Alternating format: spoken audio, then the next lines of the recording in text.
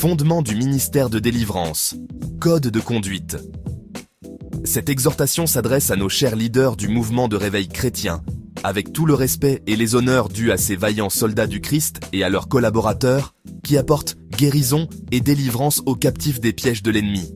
Permettez-moi d'exprimer ma sincère gratitude pour votre engagement à libérer les gens au nom de Jésus-Christ. Le ministère de la délivrance est un engagement sacré, et votre volonté d'affronter les ténèbres pour le bien d'autrui reflète le courage, la compassion et la foi. Nous devons absolument définir et examiner les prémices d'un code de conduite biblique pour ce précieux ministère de guérison et de délivrance. C'est certainement une question urgente et une matière à réflexion, afin de ne pas laisser l'ennemi rusé nous semer davantage de confusion et de division. La question est de ne pas laisser les jeunes ministres de la délivrance tomber dans le piège des fils de Séva, ni d'affliger le Saint-Esprit par leur excès de zèle aveugle, parfois sincèrement déployé pour honorer la réputation de la puissance de Jésus. Au-delà d'une synthèse de sagesse pratique dans ce ministère vital qui paraîtra dans mon livre, je vous adresse ce doux message correctif à vos équipes de délivrance. Ce message est une simple tentative écrite de corriger sans accusation afin de préserver l'unité du corps du Christ. Voici la principale ligne directrice, une idée claire et juste pour vous faire gagner du temps et éviter les distractions. Ma humble requête est que vous restiez patient, ouvert à apprendre et à corriger. Priez simplement pour moi, si vous le jugez nécessaire pour ma propre correction. Si la crainte de l'Éternel est toujours le commencement de la sagesse, comment pouvons-nous parler au nom de Jésus, commander et agir publiquement en sa présence sans nous conformer à sa voix? Même en présence d'un roi, on ne peut s'exprimer ou agir sans se soucier de ne pas l'offenser. Il s'agit de votre légalité en utilisant une autorité déléguée et non un chèque en blanc sans aucune restriction. Dieu a toujours besoin de vases terrestres comme instrument pour opérer légalement dans les affaires des hommes. Il doit passer par un être humain afin d'intervenir légalement selon sa propre alliance et sa loi de justice. Nous savons que Dieu est patient et peu égocentrique, et qu'il est plus intéressé par la délivrance de son enfant piégé, même si cela est fait de la mauvaise manière. C'est pourquoi votre acte fonctionne toujours, parce que rien ne peut limiter la compassion de Dieu à travers Jésus. Mais nous nous souvenons certainement de l'avertissement de Jésus qui pourrait dire « Éloignez-vous de moi, je ne vous ai jamais connu. Vous avez reçu votre salaire, de gloire et de célébrité, vous n'avez plus de couronne à revendiquer maintenant. » C'est ma compréhension la plus optimiste de ce dilemme.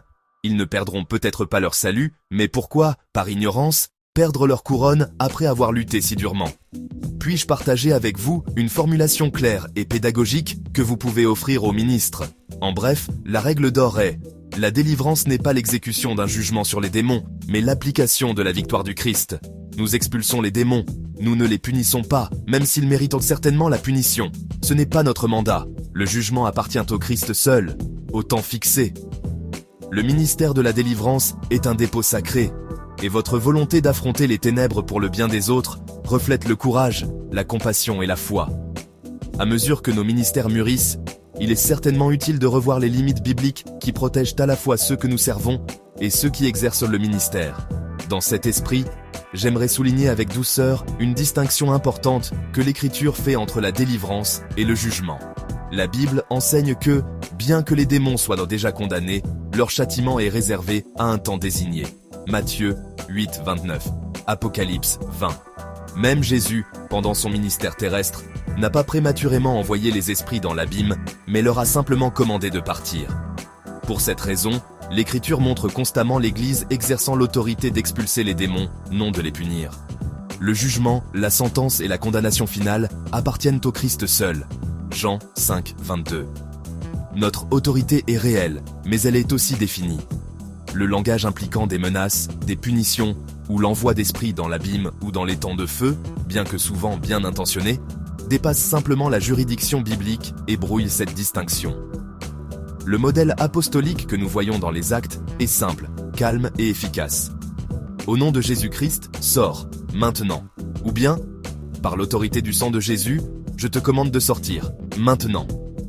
Restez simple, clair, efficace. Mon espoir en partageant ceci n'est pas la correction pour elle-même, mais la croissance, pour nous tous, dans un ministère qui reflète l'autorité, l'humilité et l'ordre du Christ. La véritable autorité spirituelle n'a pas besoin de dramatisation. Elle repose sûrement sur l'obéissance à Jésus. Merci de recevoir cela dans le même esprit d'unité que celui dans lequel je l'ai offert.